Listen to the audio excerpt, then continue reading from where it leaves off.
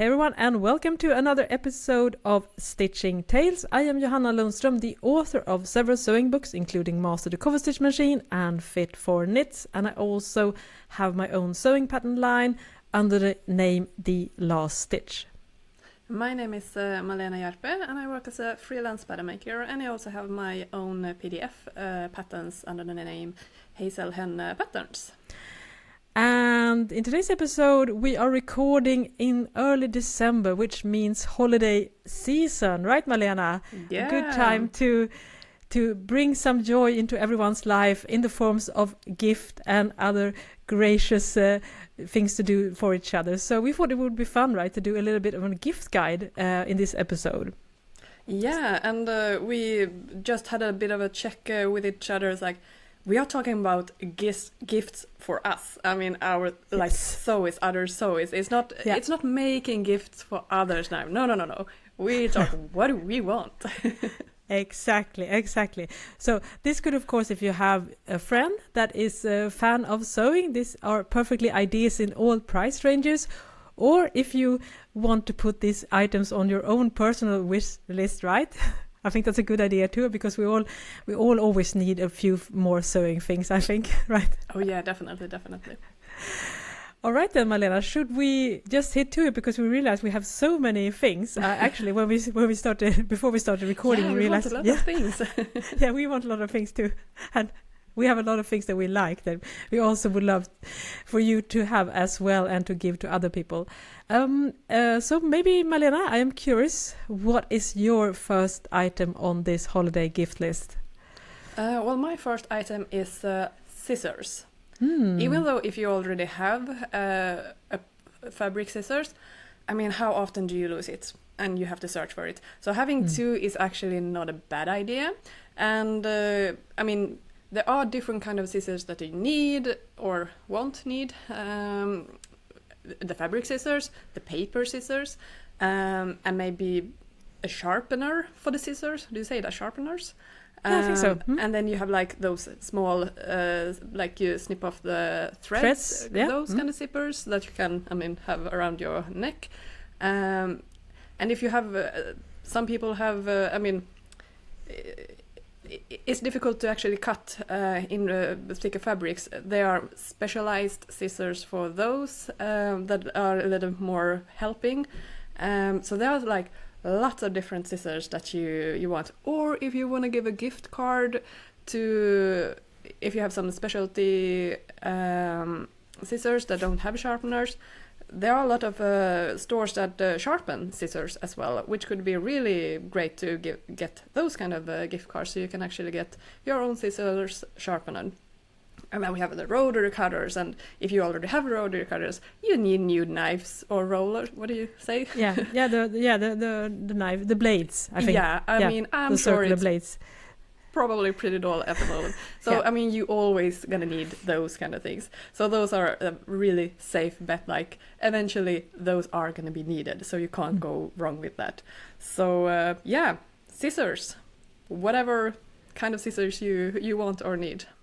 Yeah, and it's such a good idea, because they can always come in so many different price ranges. So you can get really good, decent thread snippers for just a very small amount, or you can go all in and wish or give a really high quality fabric scissor, which brings me to my first gift item, which is actually a pair of scissors. And I will actually do a specific brand recommendation. I feel comfortable in doing that. So this is probably the most expensive item on this gift list, which is what I'm holding in my hand now, if you're not watching the video version, is Kai Scissors, which is a fantastic Japanese brand that has completely changed my cutting life. And I actually always dread cutting and prepping. I just want to sew, or rather, sometimes I just want to have the finished garment. But unfortunately, there's a lot of steps being involved before that is actually happening. But anyways, so these, the one I'm holding here is one of the fabric scissors. It's Kai, and it's the number 7230. So 7230, and they have lots of different sizes. This one is a bit more pricey. I don't remember top of mind, but it's at least I think it's maybe $60, $67 in euro or something like similar to that. So it's a bit pricey, but you can sharpen it, which I've done, and it's basically new if you leave it to a professional sharpener. And it also has smaller scissors, which are a bit more inexpensive if you don't have the budget to either give or you feel uncomfortable asking someone in your familiarity to ask for they're like, why? What? A scissor is costing $70? Like, what? Can't you just buy one in the grocery store? Like, no, you can't. No, you can't. No, you can't. So I really, really recommend Kai Scissors if you want a brand-specific name. And we're also big fans of Fiskars, which is from Finland, which is just like Malena. And also, what's a good thing about the Fiskars scissor is that they also have a sharpener, which is very inexpensive. So you can actually sharpen your scissors at home, which I have. And I think you have it too, right? I have it. So that's a really good. Those are not as pricey as the Kai brand as well. So we should definitely do that. I will also say that we are going to compile all the gift recommendations that we are doing into a blog post that you will find under the URL theloststitch.com/gift guide. So you will find that link, of course, in the show notes of this episode as well. So yeah, scissors and rotary cutter, great ideas. So yeah, Malena, we always need them. Yeah. But I right. took your number one from your list. What do you have next on your list? Yeah. So I'm actually gonna have something that is probably a nice thing to do if you want to, because we said we are not suggesting that you do any we in this episode it's not about what you should do, handmade gift, but it's a wonderful thing to actually give someone a handmade gift and support that community, but you don't have to do it yourself. So what I'm holding in my hand now are 2 handmade pin cushions. So the one that I'm holding in my left hand, if you're watching the video version, which is available on YouTube, Stitching Tales Pod, it's a wonderful crocheted pin cushion, and the bottom is with linen fabric. It's absolutely beautiful. It has a grey and lilac shades, and it's just a piece of art, and it makes me so happy to look at it. And this one I bought on Etsy many years ago. I'm not sure I will be able to locate the seller, because I bought this over 10 years ago. But to me, this is the beauty, because then it combines 2 things that I love, handmade things and sewing. So this pin cushion is a beautiful one, and in my other hand now, I'm holding a felted pin cushion, and it's covered with, let me see here, for we can, what do you know what it's called in English? It's like when you peel the outer layer of birch tree. So you can make handmade things, and then it's a felted pin cushion. This one is handmade in Sweden, and it was a gift to me by my mother, and I think I've had it for maybe 2 or 3 decades. Again, it looks just as new. And to me, these 2 pin cushions, they just are so wonderful to feel with the hand. You can feel the wool, and you can feel the linen fabric and the birch, whatever it's called, the outer layer of the birch tree. So I think that's something I actually highly recommend, because that brings, as I said, two things at the same time. And sometimes it's nice to have pretty sewing things. I love functional things, but when it comes to pin cushions, I think it's also really nice to be surrounded by beautiful handcrafted items. Yeah, and those you can have several of. I mean, yeah, you always want to reach for your pins, so you could have like 3 or 4 spread out in your working space. You always have them near, and really nice. And felted wool, that is actually really good for to have pins in. That's really, I want one now. Yeah, I don't think we will be able to locate this beautiful felted one, but I know there are so many. If you look around on both online and offline, I think you will be able to find some beautiful handmade pin cushions, because that's a very common thing and to make and to sell. So that can really like prettify your sewing space, I think. Yeah, definitely. I have the next on my list is actually, I don't know if it exists specifically for sewists, but it for hairdressers, they have these kind of belt, like tool belt, and that is really handy. When you are cutting, you can place your scissors there, and you can have your seam ripper marker, like those kind of accessories. You have them on you, so you don't lose them all the time. So that kind of thing could be really. I don't think it's that common yet to have as a sewist, so that can be like a new gift to somebody who you think they have it all already, but this could be a thing that they are actually missing. And I think it's that kind of thing that you don't realize how good it's gonna be until you actually have it and use it. Yeah, I've never thought about this, but it's brilliant, right? I mean, why not? Because all the things, because I'm able to like lose my seam ripper, and my, if I don't have the neck, if I don't have the thread zipper with a neckband, for instance, it's the same thing. And I mean, how is it possible they can lose something in that small area in no time? And if you get into the habit of just dropping everything into your tool belt, I mean, honestly, it's a genius idea, and I've never. Yeah, I saw it on. I don't remember her Instagram handle now. I think it's ES Design Finland, might be. I can link it to her. She works as a professional seamstress, and she gets really annoyed. She gave this tip, and because she gets really annoyed when her scissor is on the other side of the table. So not lost, but it's, you have to walk around the table, and if you have a big cutting table, it's just like annoying time spent running after your things. So she was really praising this kind of belt. So I was like, that's a good idea. Yeah, it's a fantastic idea. Yeah, I will look into this as well. Maybe that will be the gift that I will give to myself shopping on list. the holiday. 2000. I will tell this to my kids. Mama needs a tool belt. Yes. True. What do you have next on your list?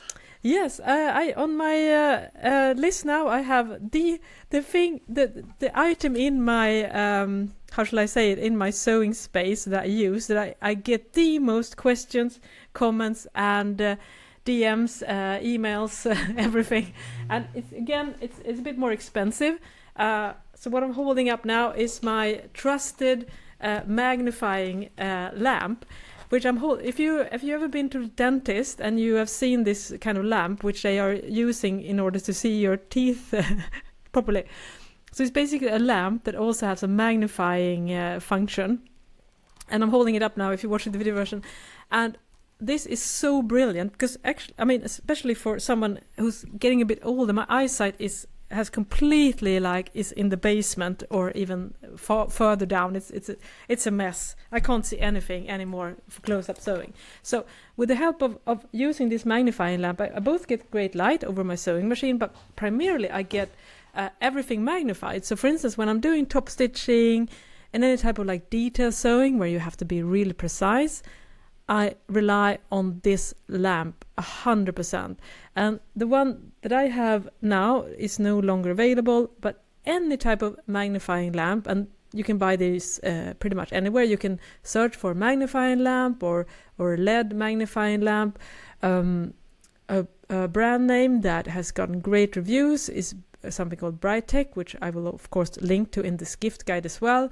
But I honestly think that you can get away with pretty much anyone, and mine is table mounted because I like that, because I don't want to have in my sewing space. I need to have as much free floor space as possible, because just moving around and with the pedals for the machines, I try to keep everything away apart from those in cables and stuff. So I recommend the table mounted one. So it's very easy to attach. And if you have a big foot, either it's going to be in the way, also it's going to eat up space on your sewing table. So if you have any problems, I mean, perhaps if you're struggling with something with sewing, the solution might actually be just get a magnifying lamp. It's probably the easiest thing to expand your you reach level up your skill level with one single purchase, guaranteed. You see the problem properly then, and can fix exactly, it, exactly. It's just, I mean, it's a game changer. It's, phew. I wish I bought one sooner, but I was glad I bought one before my eyesight, deteriorated completely. Now it's so bad that I also have to have reading glasses and a magnifying glass. But that's a story for another day. Well, I mean, it's small things that we are dealing with, so it might be necessary for other people as well. Yeah, I actually bought just by how it looked.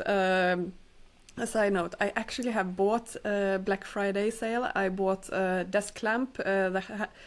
I've seen so many ads on it now. So I mean, at the 15th time that I saw that, I was like, "Oh, now okay, I'm falling for it. I'm gonna buy it now." So I have bought a desk lamp that looked a little bit similar. That you attach to the desk. So you don't have that big ring light that is like just in the way, and so I want to have exactly because of the reason that you tell, like, you don't want to lose any space. So I will. I haven't received it yet. If I like it, I will definitely share if I recommend it or not. So I'm looking forward to it. But it's amazing what ads. I mean, I know what they are. After you've seen it a couple of times, it's like, maybe this could be something. There is some kind of number in marketing. I think that if you need, in average, you need to be exposed for something 7 to 8 times before you make a purchase decision. And clearly, and I knew that, and I was like, now I'm over that. I'm actually thinking of buying it. So we'll see if I get tricked by the amount of exposure of the ads, or if it's actually a good thing. Yeah, we'll see. I think a lamp, in any price range will do a good work, and I think this is actually something that a lot of people, perhaps, or some people at least, underestimate the value of good light in your sewing space. It's the same, for instance, if you're working with dark fabrics that are a little bit tricky to see which is the right side and the wrong side. If you don't have good light, there's always a slight risk, if you don't have marked the right side or the wrong side, that you end up sewing one piece in reverse. It happens to me several times. So all of a sudden, like, I've sewn one sleeve with the wrong side up, just due to the fact that I was working under not good lighting conditions. So I think in your light is definitely something. And imagine using the steam ripper in black fabric. Oof. I mean, you have to have good light then. Yeah, and that's a great suggestion, because the magnifying lamp again solves this issue as well, where you're able to like locate the threads properly if you're using trying to rip the dark fabric or delicate fabric. Invest in good light, and definitely ask for good light if you if you need it. And I think you do. We always need more light, right? Especially here in Sweden. And the winter sewing is a challenge, right? Because it is, we just have a few precious hours of decent daylight in the day. So, if you're trying to sew in the evenings or whatever, it's like, poof, wow. It's tricky. It's very, very tricky. Yeah, absolutely. So, Malena, what is next on your list? Next on my list, this is sounds maybe a little bit boring, but a gift card to your local sewing machine shop for a service of your machine. Great. I think it's gonna be one of those things that's like, you don't want to spend that money yourself, and if somebody else is like, okay, but here, I pay for the service, I mean, you're gonna be really happy about it. And I think it's quite few, if you want to give a gift to somebody, like, do they already have this or not? It's probably quite a long time since anyone had their machine on service, so I think it's a pretty safe thing to buy. And a gift card, I mean, you can usually use it for like the next year, so you don't have to do it at once. But machine service. And I say this because I don't remember when I had my machine on services, so... Yeah, I think we're all guilty of that. And it's such a great idea, because sometimes it is that little, you need a little bit of nudging, right? So if someone just give you the opportunity and just it's just not about the money. It's also like, right, yeah, now I can do it, because you need a tiny little bit of nudging in order to do the things. Extra helpful, I mean, go get the actual machine, bring it to the shop, and then bring it back. I mean, if you are really, really, want to highlight your gift, then that would be amazing. If you're a really, really good friend. Exactly. If you're a very good friend. If you want to get extra gold star for your friendship. Because I think that might be, the biggest, like, I just don't want to, take the machine to the shop. Yeah, that's such a good idea. Especially, I try to service mine, but for now I no longer have a car, which kind of, just that, have to use public transportations and like a trolley to put the sewing machine on or whatever. It kind of, I've noticed that I've been more reluctant to do the stuff, and having someone to help me with that, or maybe pick it up in a car. Wow, that would be a wonderful, wonderful, helpful thing. What a great idea. I feel like we need to remember that, taking care of things and maintaining them, it is really, we have to have a environmental aspect to the whole thing. You don't need to buy new stuff as gifts all the time. These kind of things are a really great thing to do as well for the environment. So I think it would be, anyone who would receive that, I think it will be appreciated. Yeah, very, very true. What's next on your list? Yeah, I'm actually going to share something that I've pretty much you can do for hardly any money, or just a little, and it will also show that you have a great eye and are like understanding the visual aspect and the passion for clothes that us sewists have. So what I'm holding up now is a framed fashion illustration, because the New York Public Library has got access to amazing fashion illustrations from the 40s and the 50s from a pair, I think it's two studios, like dressmaking studios, and these you can download high resolution and print out. So the one I'm holding now, I've printed myself on my printer, and I think it looks fantastic. And it's a large, honestly, I have 3 these framed in my sewing studios. So the woman here is a very elegant woman wearing like a high fashion 50s. It's a beautiful fashion sketch, the kind of things that like couture level stuff. So I have 3 framed in my sewing studio, and I have also 2 in my apartment.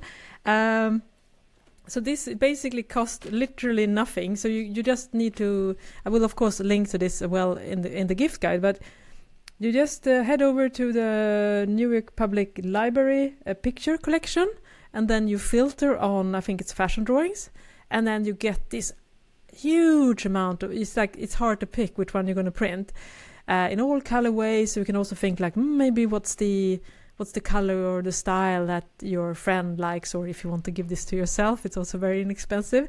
And you can of course get a frame secondhand, so you don't have to pay. Maybe you already have a frame, or you can get it, find a nice frame secondhand, because the good thing is of course that you can decide on the size when you're printing it. So if you have a nice frame, you can of course just adjust the print size of the so I printed it on a little bit thicker, slightly off-white paper to get the kind of vintage look. So I didn't print it on white paper, but it has like a slightly yellowish tone to it. So that's something I really recommend. I think, it's from 1957 Creative Studio on Broadway, New York City. So it's straight from the garment district in the 50s. Beautiful, beautiful illustrations. That is such a good idea. I'm already like sitting and planning like there, and in my studio there. Definitely I will do that. And then it's easy also to change it up. I mean, if you have something already, then you can change it whenever you want and get a little renewal in your interior. So that's a great idea. I'm definitely look that up. Yeah. That's such a nice, and it just brings I think to my sewing space, because having this kind of inspirations, because of course also as we remember in the 40s and the 50s the amount of detailing, and I mean it's just a whole different game, high fashion then compared to now. I mean the detailing and all the buttons, and it's such an inspiration to just look at it, and you can really feel like you get inspired and you know put that extra attention to details and everything. So yeah, I feel so inspired by having these around in my sewing space. Yeah, good idea. Great idea for Yeah. for yourself as well. Yeah, absolutely. I think a lot of things that we're saying now might end up in your own gift basket. Hopefully, we. Yeah, but I mean, you always give a Christmas gift to yourself as well, right? Isn't that exactly? The thing? Yeah, it's exactly because I'm already giving myself something for this Christmas, the tool belt, or this for the holidays. Yeah. All right, then, Malena. Good. What's next on your list? Books. I mean, we have written a book together, Fit for Knits, and you have 3 other books as well, but not just our books. I mean, there are so many lovely pattern books, and especially Google Pattern Magic, and you will, I mean, those books, they are, I don't remember the name now, it's Japanese designer, and I mean, those, they are like more of a like coffee book table. They are beautiful, and it's like brain exercise when you look at them. It's just like, how are they doing this? It's just like, I mean, it's not wearable garments in that sense maybe, but it's just like the details and the sculptures, 3D sculptures. And I think there are 2 series, like Pattern Magic are for woven fabric and Drape are for jersey fabric, I think. Both, I mean, they look just amazing, so beautiful books. So those I highly recommend. Yeah, do you have them absolutely as well? Wonderful. No, I don't have them, but I regularly borrow them from the library just for what you're saying. As you say, it's such a mind-blowing techniques, and it's you're like, it's when the magic, it's true, because you're like, how are you able to do this with just cutting and slicing up things and creating this kind of it's like, it's more sculpture, it's more like art in a way. Yeah, definitely. And I honestly think maybe there's one book about jersey or knits, but I think it's actually there are 2 books on maybe there's a draping. I think there are more. I think there are 3 at least 3 books. 3 books, yeah. And I think there are 2 on for the jersey. Wow, even more books. Yeah. So we're gonna we're definitely gonna compile this on our gift list as well, because that's a whole word. And then I'm curious because I think I've only seen 3 of the books, but mind blowing. That just like with the fashion illustrations, sometimes you know, it's not just about, how should I say, learning new skills. It's also getting inspiration and expanding your mind. And I think these books are a wonderful example of that, of showing you something that goes outside what you would normally be exposed to, and it can really like open up new ideas and new possibilities. And I think we need that kind of food for inspiration as well. It's just not about techniques. I think it's the complete package. Yeah, it's really it's so true, and it's just you get so inspired when you look at them. They're just beautiful pictures. Yeah, absolutely. And then there are, I mean, of course, lots of other books as well. I mean, pattern books and fitting guides books, and also like old, more vintage books. I mean, they are just beautiful as well. And the sewing technique, I mean, yes, a lot of things have happened, but like sewing on a machine, not that many things have happened, so you can get a vintage book as well. Like, the techniques are still valid. And sometimes it's actually so interesting to see how they did it before, because doing it the tailored way and then doing it more the mass production, take as little time as possible, be as quick, efficient as possible, those are 2 different things. And you don't have to be as quick as possible when you sew yourself. I mean, doing the more tailored way, I almost like, I recommend that instead. So learning those kind of techniques, and I mean, you never stop learning. It's so nice to learn and see how they did it before. Yeah, you can always learn new things. I'm the same way. I love the mix of like effective, more manufacturing techniques with the handwork.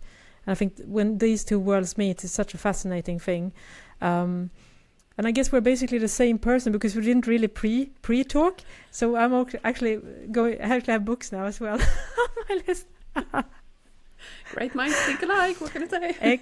Yeah, and the thing is that I'm actually going to recommend a few books that I think you could try to find vintage or used books, actually.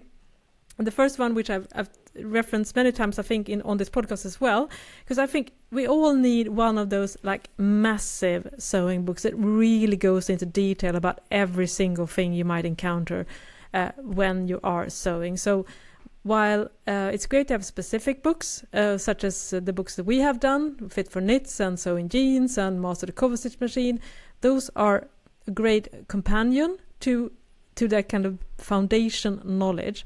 And my absolute favorite foundation book is a book called Reader's Digest, New Complete Guide to Sewing.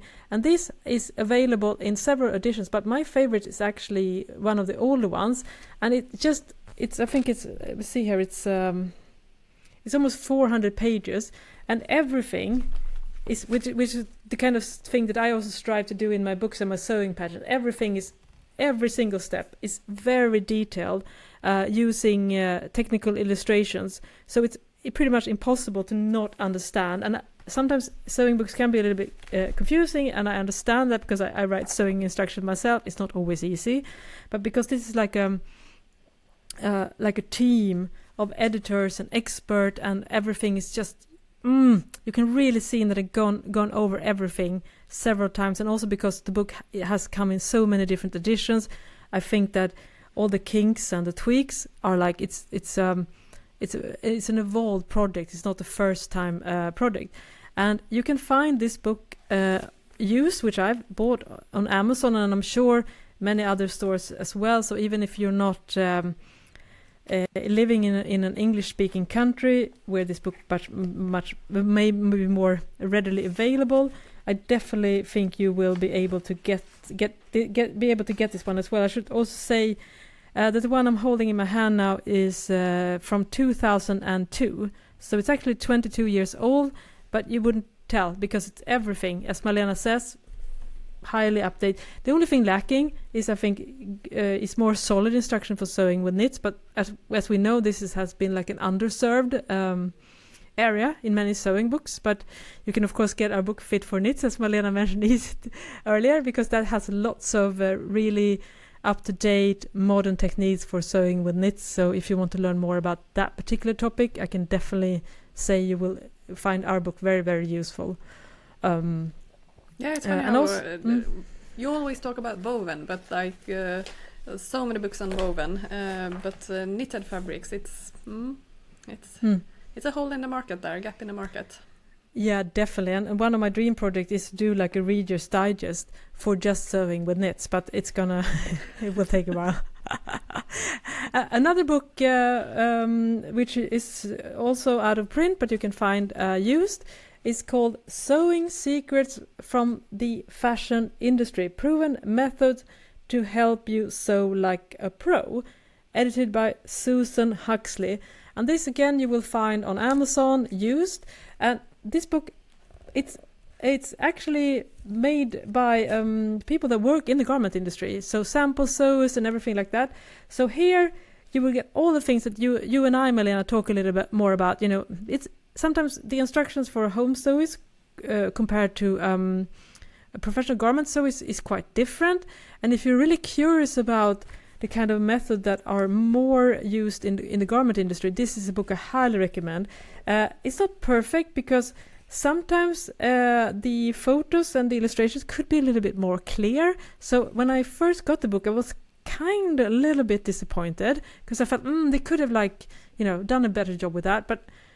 But now, many years far further away, maybe I bought this over 10 years ago, I am still constantly referring to this, everything for sewing, really pointed collars on a shirt, to how to sew belt pockets, how to insert zippers, how to do bagging, where you sew lining and to the jacket, to the jacket, right?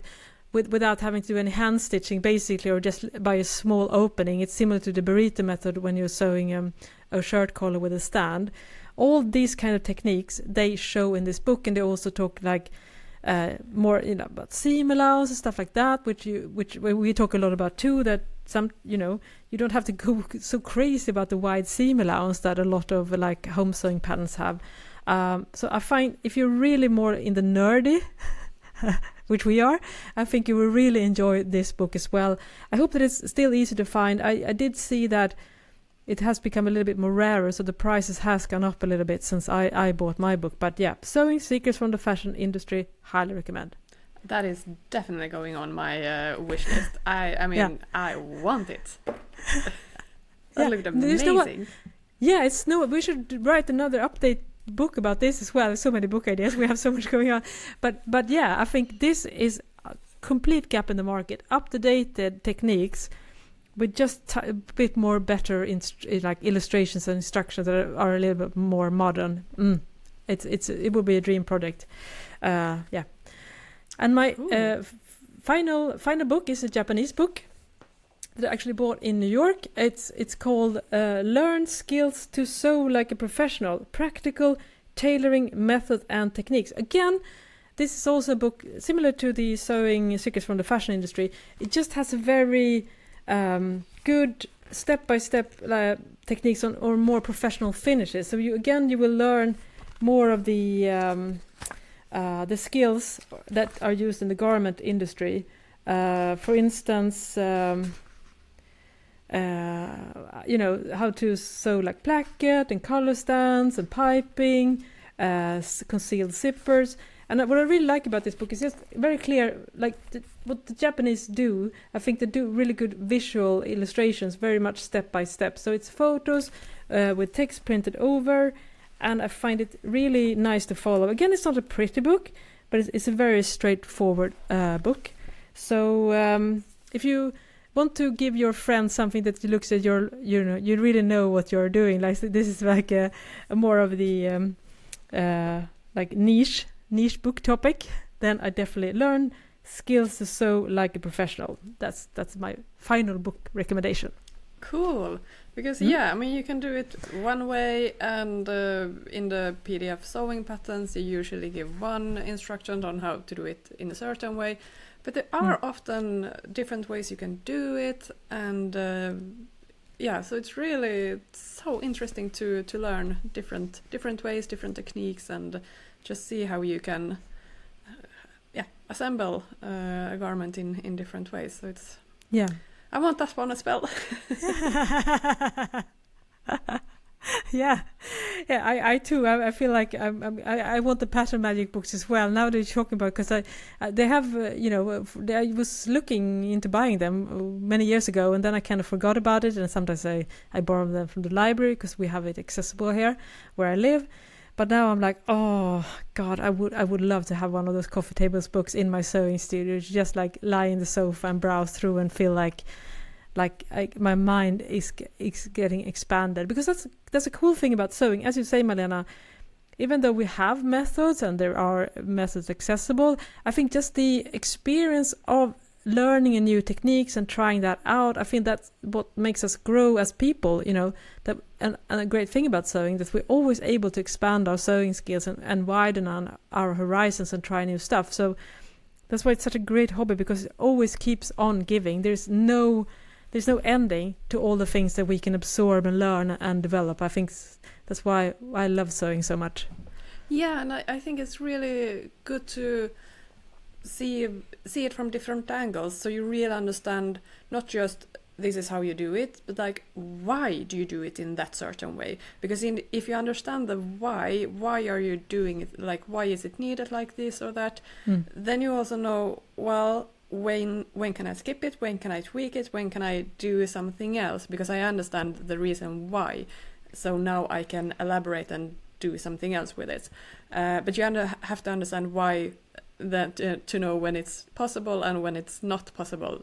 So learn more things. That's always a good thing.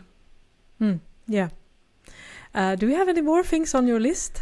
Yeah, well, speaking of learning courses, Wow. I mean, yeah, give a gift card to like a course in class, but your local, if you have some local classes, evening classes, weekend classes, or online courses. I mean, you have the cover stitch course.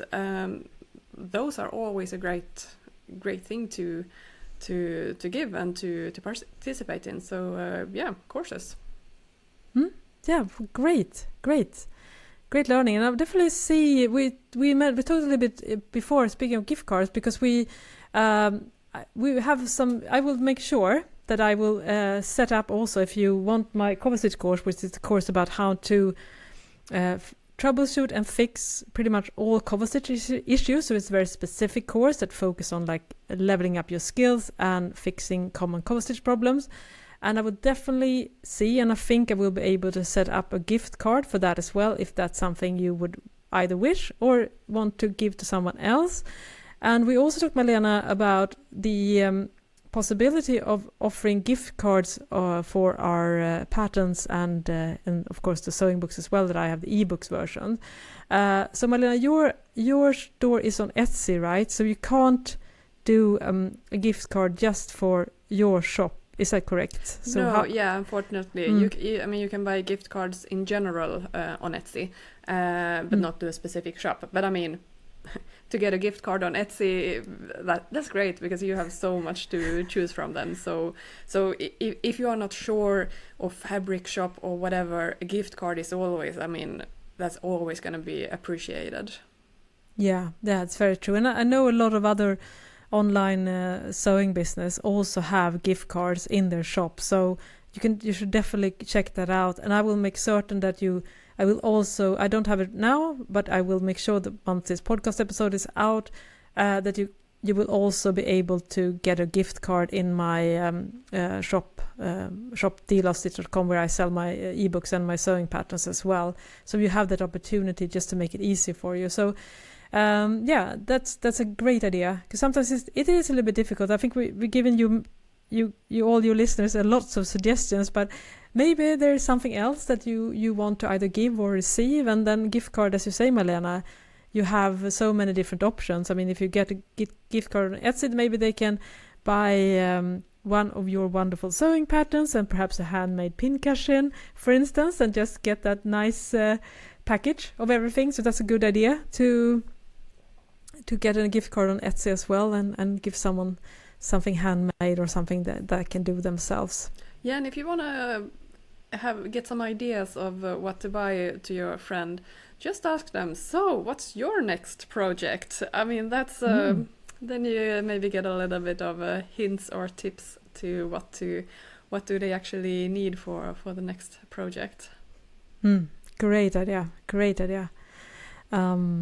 Do you have anything else on your list? No, I've actually run through all the things. I have one more. You have one more, great. Entrance ticket to some, we in Sweden have the Sy- and Hantverksfestival, sewing fair. What do you say? Do you say fair? Sewing fair, yeah. And usually they have a little bit of an entrance fee or something.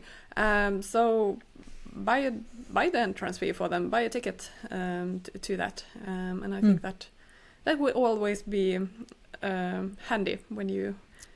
Because I love going to those fairs. It's so nice to just see so many people gathered that have the same interests.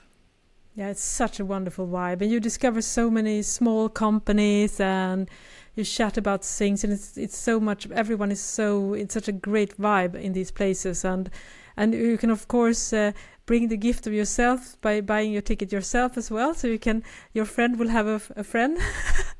In the sewing fair, because that's such a nice way of doing something together as well for like a day, to go around and check out all the exhibitions. I think I love those kind of fairs. Yeah, and if you want to do something for free, maybe you can not buy them PDF pattern, but there are a lot of free PDF patterns that you can print out and assemble to your friend if you know that they want that. That is a great gift, to assemble a PDF pattern. I mean, come on. That's probably the best gift ever. Yeah, doing the other labor for someone that is always going to be appreciated. Yeah, totally. What a great idea. What a great idea. As you see, because you don't have to, I think that's a message here in this episode, that there are so many ways that you can gift someone, and some things don't really have to cost anything or hardly anything. So you don't have to feel like, oh, a gift needs to be expensive. I think it's just there are so many ways of making someone else happy, and also being encouraging about, their interests and hobbies, which I think is a really great considerate gift to give, to say that, yeah, I see you and I see what you like, and I see your personality, and I know that these are your interests, and getting a gift that kind of sees that. I think that's such a wonderful way of acting towards someone. Yeah, absolutely. Because, I mean, the obvious would be to buy fabric for somebody, but that can be really hard. You don't know exactly what they want, if they haven't specifically told you, or how much it's going to be. So then, yeah, a gift card would be maybe a better choice. But yeah, there are so many other things than just fabrics that you can actually gift. Totally. So do you have already mentally in your, like, have some that put in your basket now, in your shopping basket, and actually I've made some notes. So if you heard me scribbling, in the audio here, I was actually scribbling a few of the things that Malena said as well, just to remember them.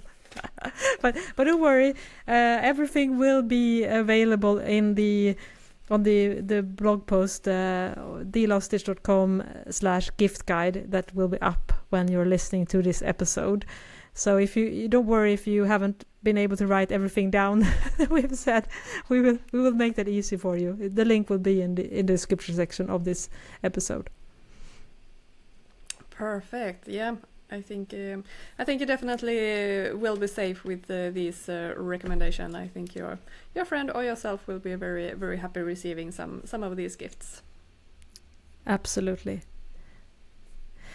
All right, then we should wish you happy holidays, because we will do more episodes before the holidays, I think, definitely. Yeah. But this was such a fun episode, and as I said, I definitely feel like I'm craving. It's dangerous to do these kind of episods. You get the itch. Yeah, it from getting new triggers stuff. something in you. Yeah. All right. Well, I hope that you enjoyed this fun gift episode as much as we did. So thank you so much for listening. I am Johanna Lundström. And I am Malena Hjerpe. Bye. Bye-bye.